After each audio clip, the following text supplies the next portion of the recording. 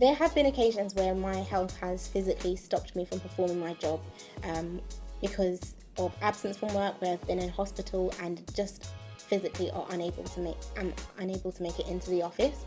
And initially I did feel a feeling of guilt, but now I understand that sickle cell is something that I can't control, and there will be occasions where I just can't make it into the office. And there's nothing really I can do to prevent that or to stop those situations arising. I think there was a specific project I would say that I really struggled with, just because it involved a lot of traveling, and it took its toll on me, and I just had to make a decision that I was going to just resign and move on. Because my role or my job does not require a lot of physical, activities that could then exert me into like a crisis, I think it's been fine. A lot of my job is very mental.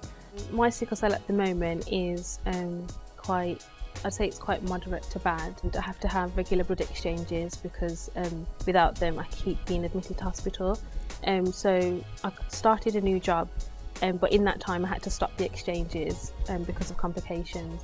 And that was a role that I knew that I could do at the time I applied, because I was well then. But once I was in the role and my sickle cell started to become worse and I started to be admitted, and I was seen by occupational health, they recommended that I don't do the on-calls and the late nights, and I just stick to my 9 to 5, 37.5 hours.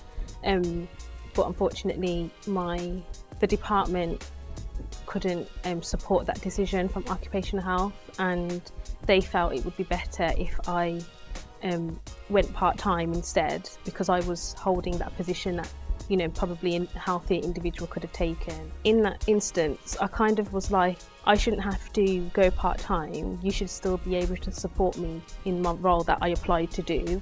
And I kind of felt like I can't believe my sickle cell is stopping me from doing a role that I could have done 3 months ago because it's bad at the moment. There's been times when I've been too fatigued to concentrate, or simply a flare-up in my hip, but I've just had to go home because it's just too uncomfortable to sit.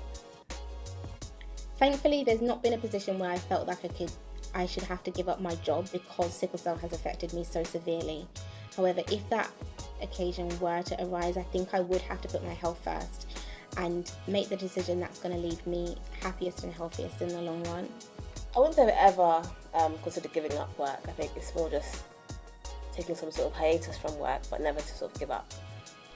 I have thought that not working would be the best option with sickle cell. There have been days where I've come home and I've just like, why am I putting myself through this? Because I do have a long-term condition and it is so hard. If I don't work, then my whole life is just going to be about sickle cell then, and I'm more than my sickle cell. Like, I have sickle cell and I'm not ashamed that I have it, and I'm starting to accept that I have to still have a life with my sickle cell. It's not one or the other.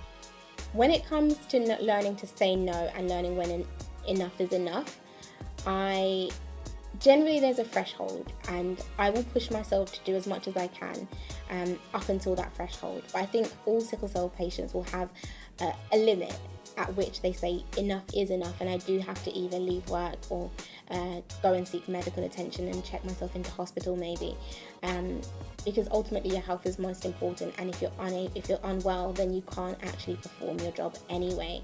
And once you realise that, you're able to put your health as a priority. So it depends on the level of the pain. If I've got a lot of pain, I will stop and not go into work. I think personally I have a very high threshold, but usually if I start having pain, again, I will get on top of it, take my pain relief, see how I feel, and then it might actually be that I take half an hour out of my desk and just chill out, in a quiet place, or I go home early, see how I feel, and I come in the next day. I think it's on a spectrum for me, so I would most likely push through until it gets to a certain point. So I have key areas where if it hits, like, let's say my back or my wrists and ankles, I know that will lead into a full-blown crisis, so it's better for me to step back then. But if it's maybe just a bit of muscular pain or something like that, then I'd most likely push through it. I think your body sort of tells you. I know that's a bit cliche, but your body does tell you when it's just a bit unbearable. Like there's managing a few sickle cell bumps here and there, but it's when it's a bit prolonged and you can feel yourself really getting towards the crisis area is when I say I need to take a break now. I have dreamt of a career where I am still in health, or maybe a bit of policy development with the UN kind role, or just retire early and start my own business and relax a little bit, because I think with sickle cell it's just fatigue, and the body just starts to fail a little bit, and you just need to look after the body. So my future plans career-wise would be to become a specialist haemoglobinopathy pharmacist, and that would be to help people with sickle cell or thalassemia or any type of blood condition to really understand their medication and take ownership of it, and really know what they're taking, when they're taking it, and how it's helping them, and to be able to discuss any concerns, because I know that there's a gap in that at the moment. I'd love to be able to do that in the future.